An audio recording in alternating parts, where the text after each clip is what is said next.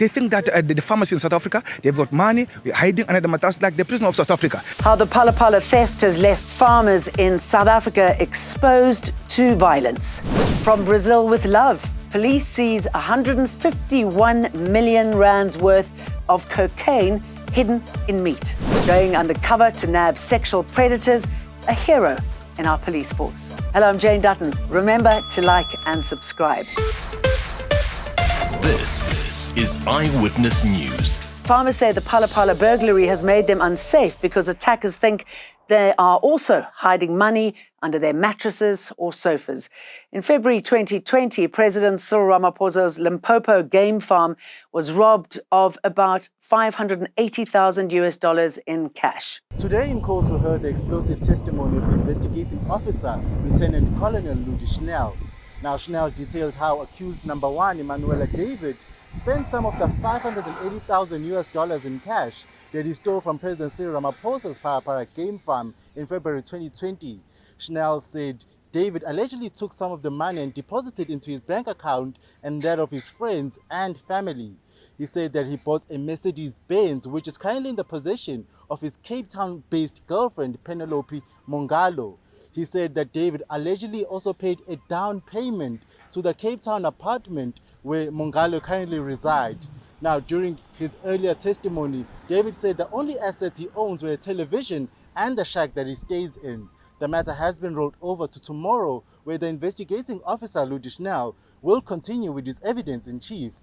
Thabiso Goba, Eyewitness News, at the Bila Magistrate Court in Limpopo. About 30 people from the Stop Farm Murders organization held a picket outside the Bela Magistrates Court this morning. I represent the farmers and farm workers of South Africa, black, white, Indian, colored, whereby I've seen those people have been tortured, killed. And when I interviewed the victims, they say that when the people attack them, what they need first is money. They think that the farmers in South Africa, they've got money, we're hiding under the mattress like the prisoner of South Africa.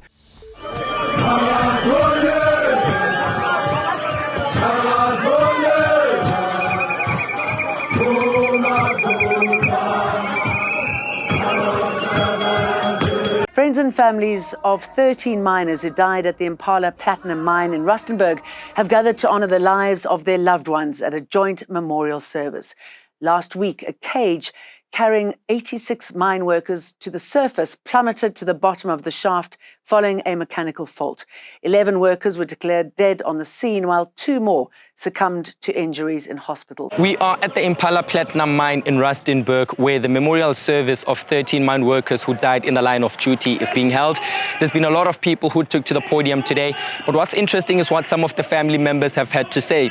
A family representative has expressed that it hurts that the mine continues to maximize their profits while undermining the safety of the workers who go underground on a daily basis. She's also expressed that her brother was also a husband and was also a father. His life has now been cut short. The family has been left without a breadwinner. However, the mine has responded and said that they will ensure that the children of these men who died will be taken to school, their high school and tertiary fees will be taken care of.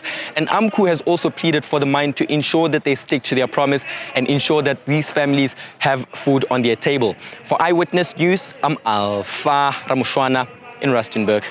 50 other mine workers remain in hospital, 8 of them in a critical condition.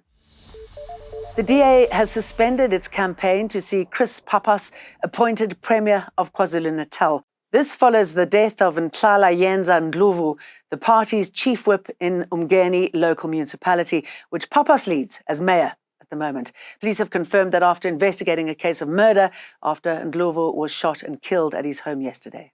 In light of this tragedy, the DA KZN Premier campaign will suspend all political campaigning to offer the Mayor, Chris Pappas, the Umgeni DA caucus, staff, family and friends of Councillor Ndlovu time to grieve. As SALCA in the province of KwaZulu-Natal were concerned by the continuous killing of the political leaders, the politicians in the province of Natal. The recent report of another assassination of a councillor in Umgeni, Councillor Ndlovu, has been received with shock, and we are sending our condolences to the family of Ndlovu. But we believe that there is still more that needs to be done, especially for this case, if they can move swift and arrest the assassins and even the people who planned this kind of violence in the province of Natal. Stakeholders in the tourism industry say they are, quote, deeply troubled after a group of international tourists was held up in the northwest this past weekend.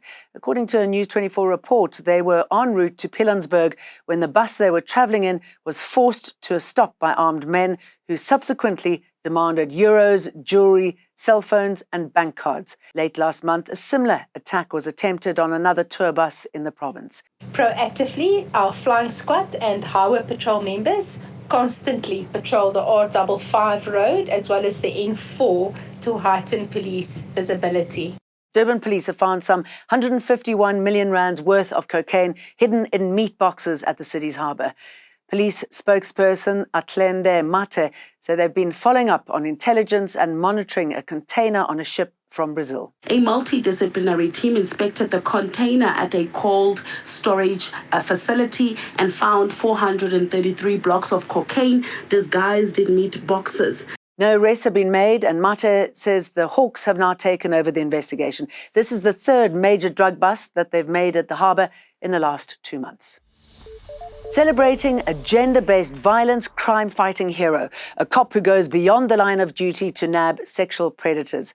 Sergeant Glenda Matebula has gone undercover, putting her life in danger to get her prey. And it works. She's secured 4 life imprisonment sentences for perpetrators of gender-based violence. And that's it from us. See you for more tomorrow. Eyewitness News. In touch, in tune, and independent. For the latest, log on to ewn.co.za or ewn.mobi.